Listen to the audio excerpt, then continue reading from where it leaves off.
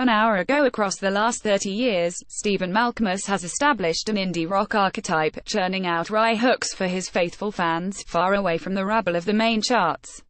So it's a little surprising when the 51-year-old tells me that he'll soon headed to Los Angeles to try his hand at writing songs with a team that works with major pop acts. Sitting in Manhattan's Bowery Hotel, the nonchalant singer even seems a little excited when I ask him what he'll think if someone like Katy Perry ends up singing his lyrics. Katy Perry sparkles hard, he deadpans. The half-joke is a nod to his latest LP, Sparkle Hard, which, for the record, does not sound like Katy Perry. It's more in line with the winding poeticism for which he is known, and Pavement fans will be delighted that some of the songs, including first single Middle America, evoke his iconic 90s band more than anything else he's done with his current group, the Jigs, in the last 10 years. But the album isn't a mere retread, either. Throughout, you can hear Malkmus play messing around with fresh techniques, embellishing his voice with auto-tune, working in mellotron and swelling strings, and duetting with Kim Gordon, adding a bit of drama and even camp to his more typically stripped-down style. Though his lyrics have always been skeptical and a little cutting, often commenting on the absurdity and irony of life and fame, he seems to be taking a particularly sharp surgical knife to the culture on parts of the new album.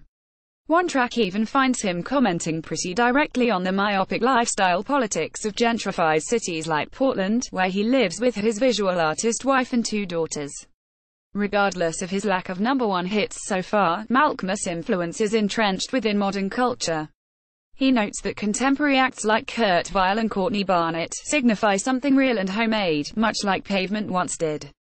Malkmus, a fairly avid tweeter, also agrees that the kind of terse singers he is known for predicted the way we all communicate now, in pithy messages on social media. They're like bad tweets that only 5 people would love, he says of his lyrics. Maybe, too, the aura of the era calls for an incisive voice like Malkmus. A little bit of wit can help us make sense of the often ludicrous climate of the times, in which not much seems to make sense or work logically. Wearing a jacket, t-shirt, and shoes in 3 shades of grey that all match his hair, Malkmus is energetic, self-aware, and discerning during our talk, commenting on everything from the state of capitalism to the careers of pop stars. A discussion with him about music inevitably becomes a conversation about everything. Pitchfork: what is success to you? Has it changed over the years? Stephen Malkmus: first of all, there's really simple things. If you're gonna do a tour, you want to have your own dressing room and your own hotel room. And one form of success that's, like, physical is where you end up on the bill when you do festivals. It's visceral, you can't help it. Then, you also want your friends to like it. There's a whole ego gratification thing about doing a good job. From the outside, it seems like you've never really cared about other people's opinions on your music though. To a point of fault, maybe, laughs. In the early days, and with some of the early Jigs records, there was no feedback from anybody. I would just hand out the records. And the labels were like, that's cool. But now I'm a little more interested in getting feedback from people in my cohort. Which songs do you like? Is the message getting through? I might have an idea that I like, but do you like it? How can it be more than what it is? With just a few little twists the last few years, I've been a little more open. On their new album, it seems like you are more conscious of the world around you. On Bike Lane, you can trust a privileged person's obsession with niche politics, of whether or not a bike lane is made, with the life-or-death politics that most people in the world face, as symbolized by a reference to Freddie Gray. We spend a lot of energy on lifestyle, and that's okay. You want to perfect your lifestyle, I understand. My normal, middle-class audience would actually be very concerned about where they live. That's not a judgment, and there's a lot of energy spent on things like bike lanes. It's very passionate. That's fine, but I've been, as all of us have, concerned in watching the things happening far away from where I live, and upset about them. The song starts really minimal, like Queens of the Stone Age on Xanax, and then changes into glam, like The Clash or something. In my mind, I was singing like the Ramones. It's totally dark, like the cops and robbers stories of rock and roll. I fought the law and the law won, a lot of classic imagery of the outlaw. So you have 2 things that don't cohere, like they're just totally different worlds. In the real world, the outlaw's just getting creamed. When you see so much discord around the globe, can Portland feel like a conscious retreat from the real world? I think we all sort of exist in a world on the internet where this is all happening. It almost doesn't matter where you are. When you hear about what happened at Charlie Hebdo, it doesn't matter that you're not living in Paris. It's just hard. The news is unavoidable. Are you on Twitter all day? No. But more than I should be. It's replaced print media for me. It's not really so much a chance for me to connect with like-minded people as to see what weirdness is going on. Weird dudes, who might be bots, with their strange names and neoliberals and neo-reactionary things. It makes me afraid sometimes. Does having 2 daughters growing up in this weird time change what you want to accomplish in the world in this achievement-based lifestyle? Most of us have certain boxes we're checking to make us useful humans. But a lot of things you do as a parent are kinda invisible. There's a lot you achieve, just getting dinner on the table, that are more than making a song. Do you feel like this album is political in a way that your past ones haven't been? Not really. I've always been dropping stuff like this. In an interview with Green Day, Billy Joe Armstrong will talk for 3 paragraphs about what is wrong with Trump, and you're aboard. We all know that already. I've just been skipping that narrative. I would be more interested in talking as an average person about, like, capitalism, the desperation of the times. Do you think things are worse for young people now than they were when you were young? I don't know for sure, but I think it is worse now, if I'm looking at percentages. In terms of natural resources and stuff, maybe there was more opportunities to blunder through and still succeed when I was young. And maybe things are a little tighter these days, in terms of finding nooks and crannies to manipulate. When I grew up, it seemed like when things were going wrong, when there was Nixon or the gas crisis, there was some old man somewhere, in some room, doing things to make sure everything worked. Some, like, good, hard-working American pressing buttons. Now we see that it's all kinda self-interest, which is really threatening and dark. I wonder if the times mirror the 90s for young people, in a way. You guys were called slackers, and now my generation, the millennials, are being accused of freeloading off of their parents. I was reading Malcolm Harris' book, Kids These Days, about how your generation has been well-trained, educated, and totally prepared for the job, and then it's not there. It seemed like a grim employment outlook at my time too, but according to statistics, there's just less opportunity and more anxiety. I do notice less hard drinking now, and more Xanax, edibles, and marijuana.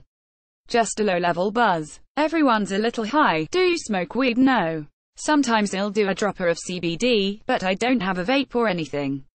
There's a pretty strange and amazing moment on the song Refute, where Kim Gordon sings a campy verse that might make some people think of her recent divorce from Thurston Moore. I wrote that song. It's a country song, and I was playing with country tropes in my mind, imagining tight jeans and trucks, and filtering them through something more modern. Kim is a friend and she just said, "I think the lyrics are funny, I'll do it."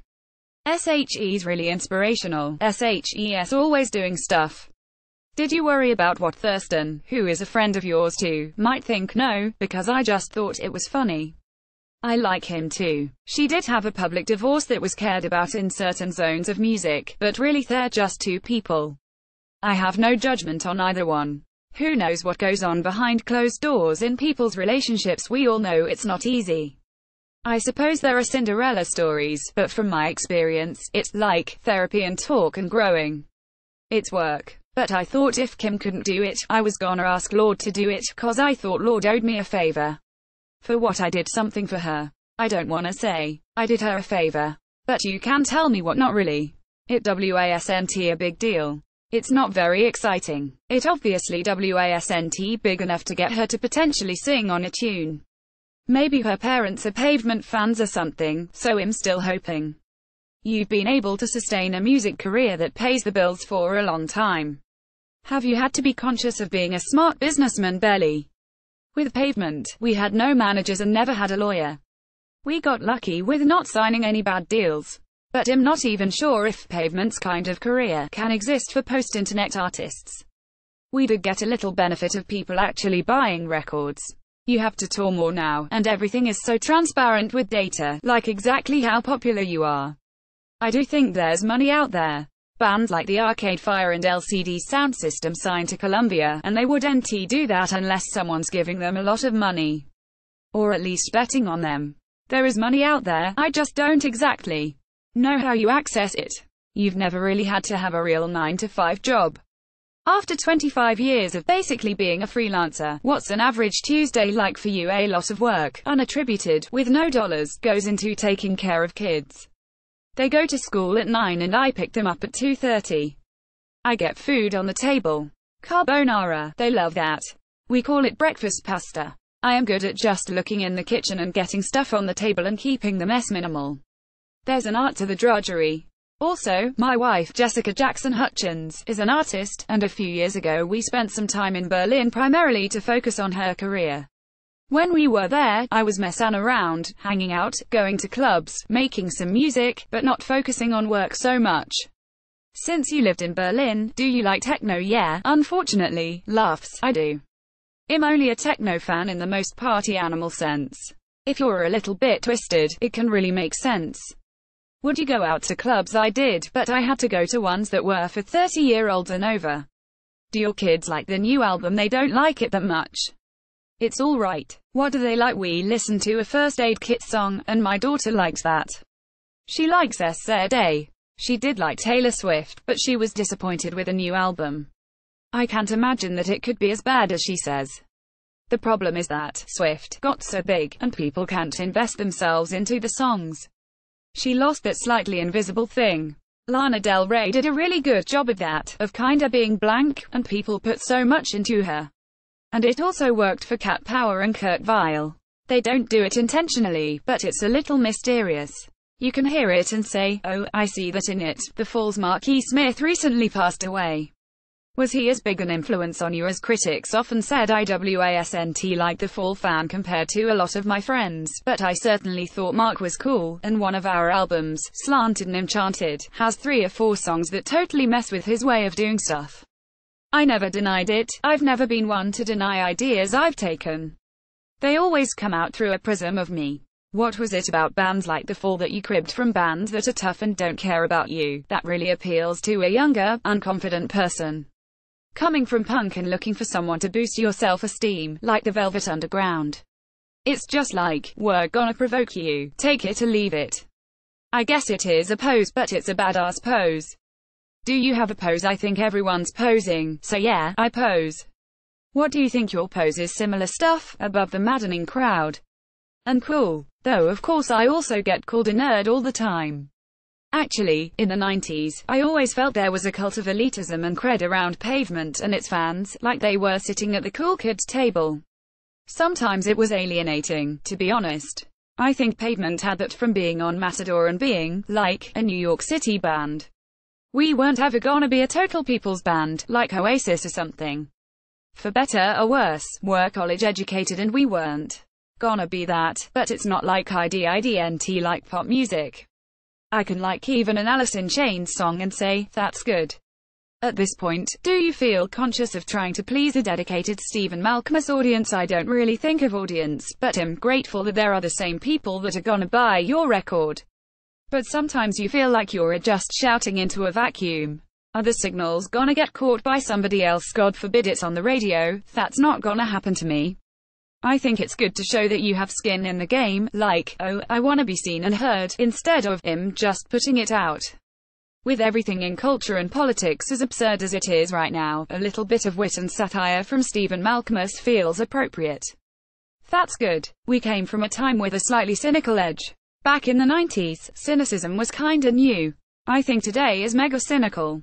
Cynicism is just taken for granted and it's not a really dark thing, it's internalized. It's just the way the world is, and people are a little playful with it. Maybe that works with Pavement, because we always didn't take it so seriously. We respected people's intelligence, or something. I still wanna have fun with my life. I'm still happy to be alive now. Back to home.